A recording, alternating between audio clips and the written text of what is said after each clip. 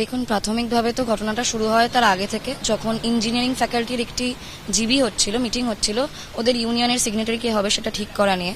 সেইখানে প্রথমে যেটা হয় যে বিভিন্ন প্ররোচনামূলক কথাবার্তা চলে আসতে থাকে। এবিভিপির যারা ছাত্র ছিল তারা বলছিল বিভিন্ন নকশাল টকশাল বলে দাগিয়ে দেওয়া, এবং সেইখানে একটা বচসার জায়গা তৈরি হয়।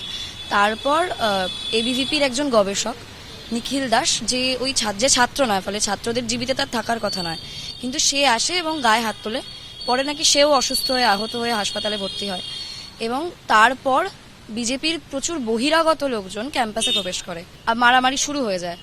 তারপর আমরা আসি, মানে আমি আসি, এবং তখন হাসপাতালের দিকে যাওয়া হয় যারা আমাদের ছাত্রছাত্রী যারা অসুস্থ হয়েছিল, আহত হয়েছিল তাদেরকে নিয়ে।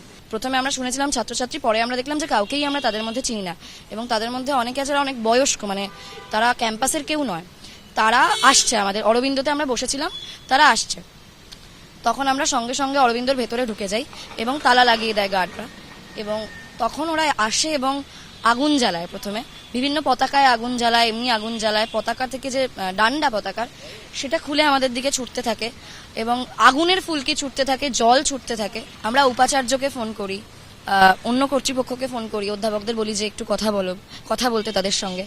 কোনো রকম কর্তৃপক্ষ, এই এত কিছু হচ্ছিল ইউনিভার্সিটির ভিতরে, কর্তৃপক্ষ থেকে কোনো রকম পরিস্থিতি সামাল দেওয়ার মতো কিচ্ছু করা হয় না।